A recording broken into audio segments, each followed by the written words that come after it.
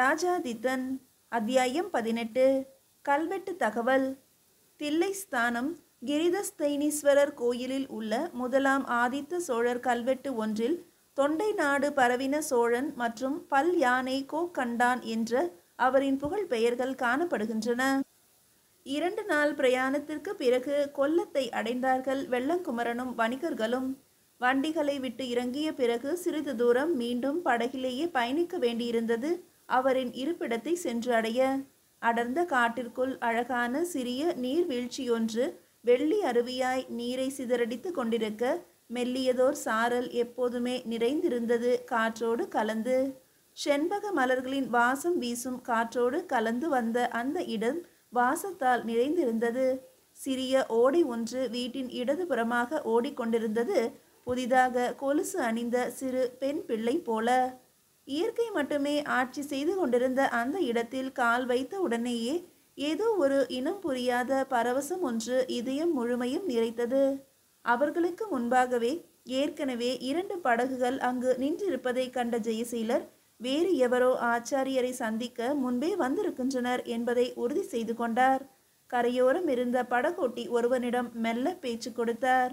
ஆச்சாரியரை சந்திக்க நேரமாகும் போல உள்ளதே, சற்று உலவி விட்டு வரலாமா என வெள்ளங்குமரனிடம் கேட்பது போல அந்த படகோட்டியின் காதில் விழும்படி கேட்டார். இங்கு உலவுவதற்கு எல்லாம் அனுமதி இல்லை ஐயா.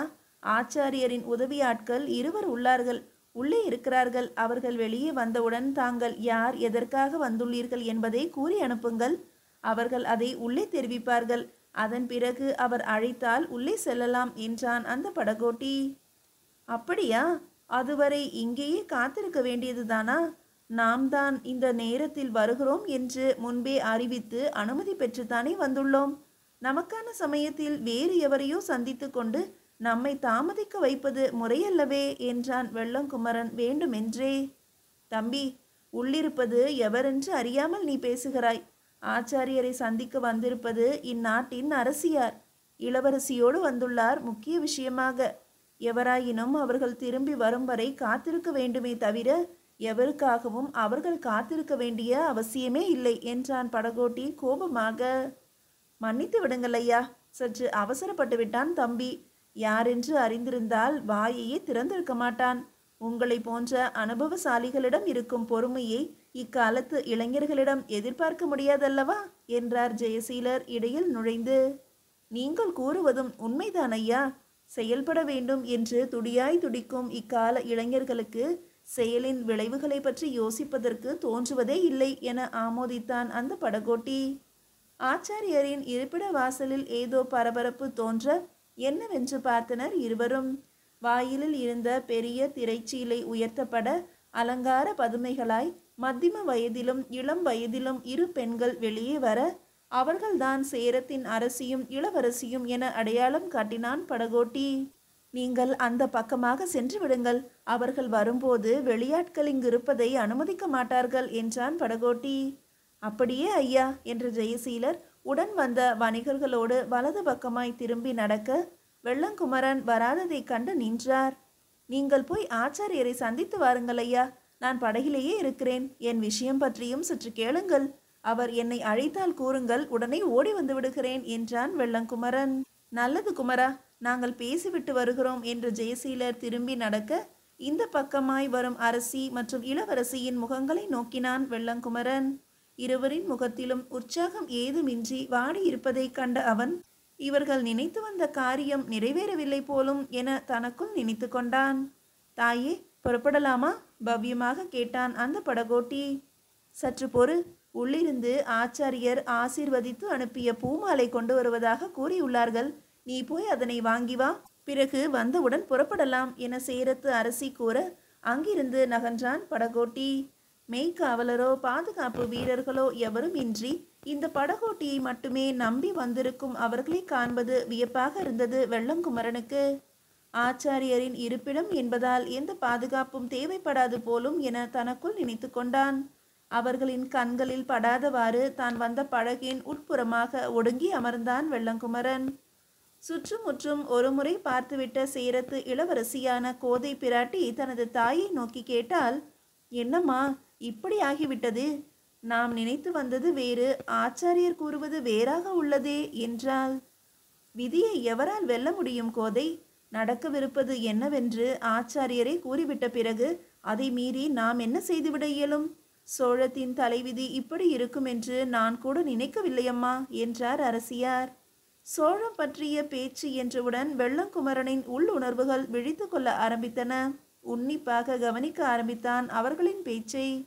சோழத்து இளவரசரான ராஜாதித்தரின் புகழ் நம் நாடு வரை பரவி இருக்கிறது என்பதாலும் நாளைய சோழ தேசத்தின் அரசனாக போகின்றவர் என்பதாலும் தானே நாம் இங்கு வந்தோம் கேட்டாள் கோதை. அதுதான் நடக்காது என்று ஆச்சாரியரே கூறிவிட்டாரே கோதை. இப்போதைய மன்னர் பராந்தகருக்கு பிறகு சோழ நாட்டை ராஜாதித்தன் ஆளப்போவதில்லை என்று தெளிவாக கூறிவிட்டாரே. மன்னனாக நாடாளும் உரிமை ராஜாதித்தனுக்கு கிடைக்காது என்கிறாரே. அதன்பின் எப்படி உன்னை அவனுக்கு மனமுடித்து கொடுப்பது? நமக்கு இணையான ஒரு பேரரசு என்பதாலும் நாளை உன்னை அங்கு பட்டத்து அரசியாக்கி பார்க்கலாம் என்ற எண்ணத்திலும் தான் நாம் இங்கு வந்தது. அது நிறைவேறாது என்ற பின் ஆச்சாரியர் கூறியபடிதான் செய்ய வேண்டும் என்றார் அரசியார். என்ன பேசுகிறார்கள் இவர்கள்? என் நண்பன் ராஜாதித்தன் சோழத்தின் இன்றைய இணை அரசன் மன்னனாக முடியாதா? இதை கூறியது வாசுதேவனார் ஆச்சாரியர் என்பதுதான் நடுக்கத்தினை உண்டு செய்கிறது. படபடப்போடு அடுத்து அவர்களின் பேச்சை கவனித்தான் வெள்ளங்குமரன். அது என்னம்மா அது? ஆதித்தனாக இருந்தவரை தேடி வந்த பதவியெல்லாம் ராஜாதித்தன் என்ற பெயர் சூட்டியதாலேயே போய்விடுமா? ஆச்சாரியர் கூறுவதை ஏற்கவே முடியவில்லையே கேட்டாள் கோதை. தனித்த ஒரு மன்னனாக பொறுப்பேற்கும் வரை எவருமே இங்கு ராஜா கிடையாது கோதை. இணையரசனாக பொறுப்பேற்ற ஆதித்தனுக்கு புகழ் பெயராக ராஜாதித்தன் என்று அமைந்துவிட்டபடியால் இனி தனித்த ஒரு ராஜாவாகும் யோகம் அவனுக்கு இல்லை என்கிறார் ஆச்சாரியார். மன்னர் பராந்தகரின் ஜாதக பலன்கள் இப்போது வெகு வலிமையாக இருப்பதனால் இன்னொருவர் பெயரளவில் கூட ராஜாவாக இருப்பதை அவரது கிரகங்கள் ஏற்றுக்கொள்ளாதாம். மன்னனாக செய்ய வேண்டிய எந்த ஒரு செயலையும் இணையரசனான ராஜாதித்தன் செய்ய முயல்வது கிரகங்களை கோபப்படுத்துமாம். அதன் விளைவுகள் விபரீதமாகவே இருக்கும் என்கிறார் ஆச்சாரியார். சரி அம்மா, சோழத்தில் இல்லாத ஜோதிடர்களா? இணையரசனாக்கும் விழா என்பதால் இளவரசனின் ஜாதகத்தினை ஆராய்ந்து பல்வேறு விஷயங்களையும் கவனித்த பிறகுதானே நாள் குறித்திருப்பார்கள் என்று கேட்டாள் கோதை. கோதை, இங்கு பிரச்சனை குறித்த நாள் அல்ல, இடப்பட்ட பெயர்தான் பிரச்சனை.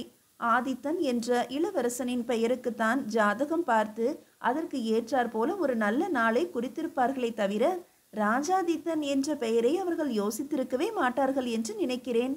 எது எப்படியோ ஆச்சாரியரின் வார்த்தைகள் எப்போதும் மாறாது. குறித்தது குறித்தபடி நடந்தே தீரும் என்றார் அரசியார். கொஞ்சம் பொறுங்கள் அம்மா. இப்போதிருக்கும் மன்னர் பராந்தகர் புத்திர சோகத்தில் ஆழ்வார் என்றும் அவர் கூறினாரே, அதே போல ராஜாதித்தனுக்கு மன்னனாகும் வாய்ப்பே இல்லை என்கிறார் ஆச்சாரியார்.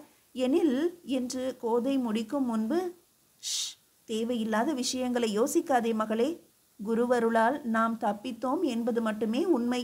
இதுதான் நடக்கும் என அபசகுனமாக நாமே எதையும் கற்பனை செய்ய வேண்டாமே.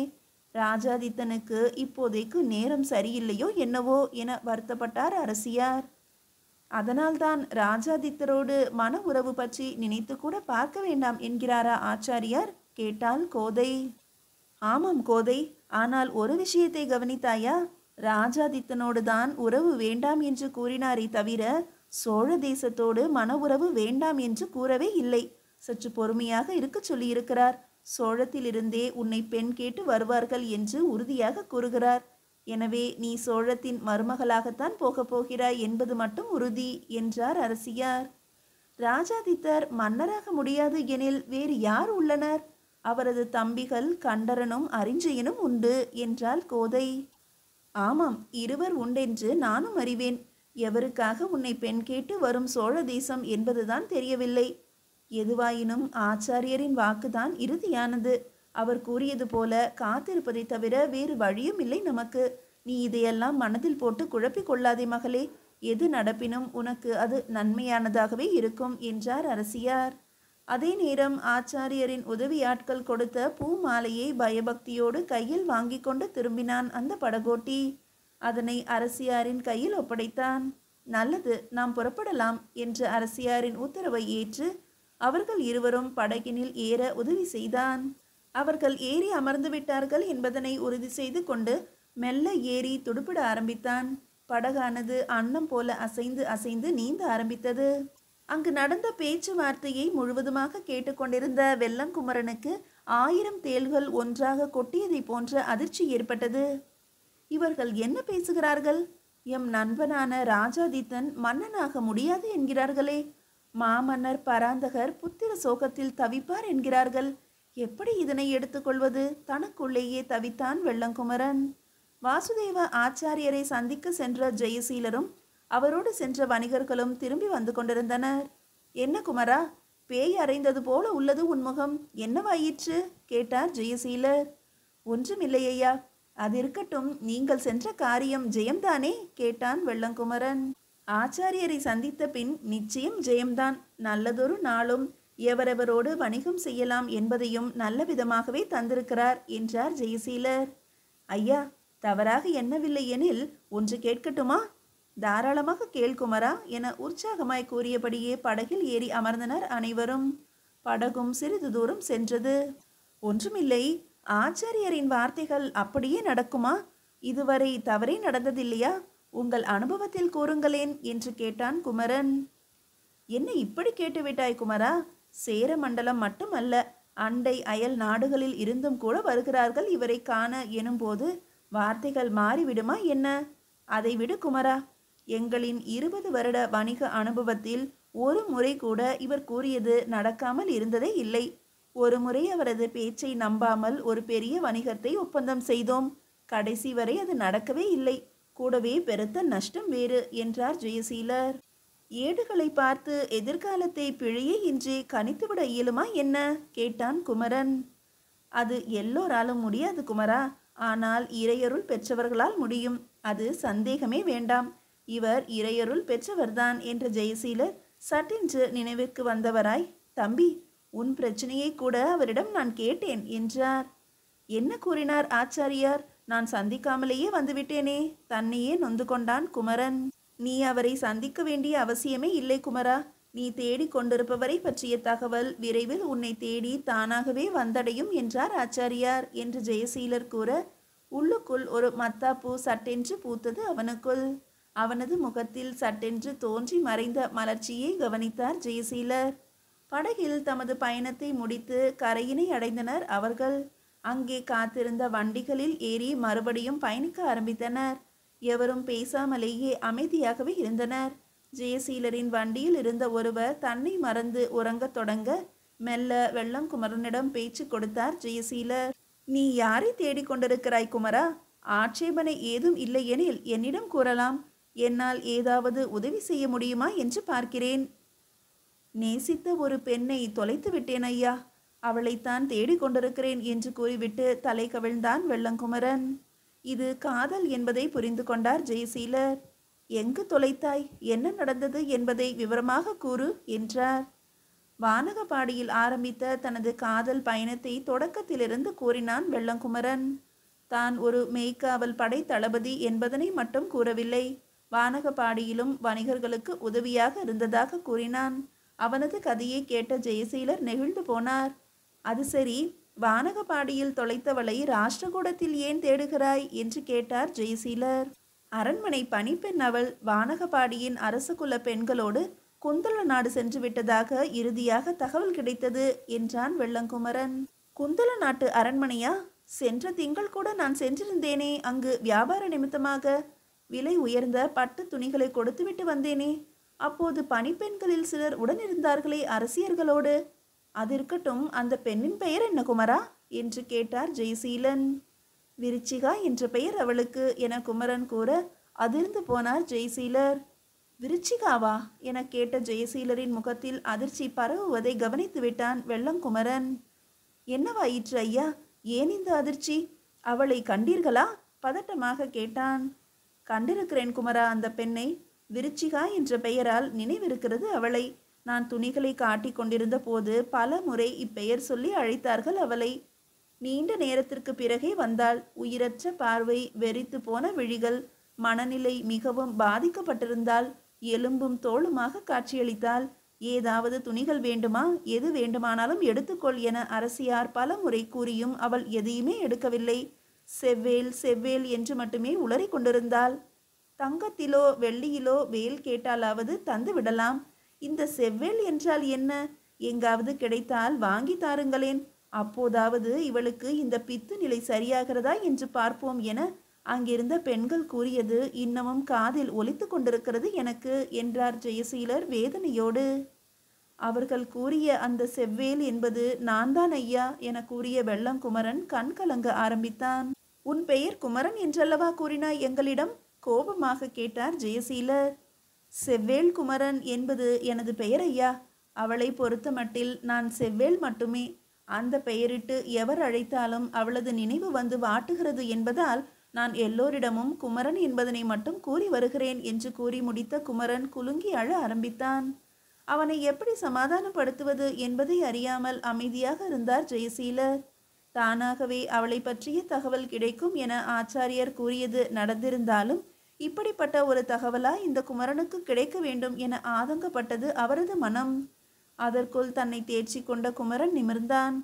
பரவாயில்லை ஐயா, எங்கிருக்கிறாள் என்பது தெரிந்துவிட்டதே, அதுவே போதும். உடனே குந்தள நாடு புறப்பட்டு சென்று அவளை மீட்கிறேன் அங்கிருந்து என்றான் குமரன். அப்படியெல்லாம் நினைத்தவுடன் செய்துவிட முடியாது குமரா. அரண்மனையின் உள், அதிலும் அந்த புறத்து பகுதிகளில் எல்லாம் அத்தனை எளிதாக நுழைந்துவிட முடியாது. அப்படியே சென்று விட்டாலும் நீ கூறுவதை மட்டும் நம்பி அவளை உன்னோடு அனுப்பிவிடுவார்களா என்ன கேட்டார் ஜெயசீலர். அவர் கேட்டதற்கு பதில் கூற முடியாமல் திகைத்தான் குமரன். சற்று பொறு குமரா, இன்னும் 15 நாட்களில் இங்கிருக்கும் பணி முடிந்துவிடும். அதன் பிறகு உன்னோடு நான் ராஷ்டிரகூடம் வருகிறேன். அந்த அரசியாருக்கு என் மீது சற்று மதிப்பு உண்டு. விலை மதிப்பிட முடியாத முத்துமணி ஒன்றினை என்னிடம் கேட்டிருந்தார். அதை தருவது போல சென்று அவரை சந்தித்து இது பற்றி பேசலாம். என்னோடு உதவியாளன் போல் நீயும் வா. அதுவரை பொறுத்திருக்கத்தான் வேண்டும் என்றார் ஜெயசீலர். வேறு வழியேதும் இல்லை என்பதை புரிந்து கொண்ட வெள்ளங்குமரனும் அப்படியே ஆகட்டும் ஐயா என ஆமோதித்தான் அவரது பேச்சை. ஜெயசீலரோடு குந்தள நாடு சென்று எப்படியாவது விருச்சிகாவை மீட்டு விடலாம் என நாட்களை எண்ணி எண்ணி ஓட்டி கொண்டிருந்த வெள்ளங்குமரனின் வாழ்வில் சரியாக 10வது நாளில் விளையாட ஆரம்பித்தது விதி தனது விளையாட்டை மிகவும் கொடூரமாக. மீதியை அடுத்த அத்தியாயத்தில் காணலாம்.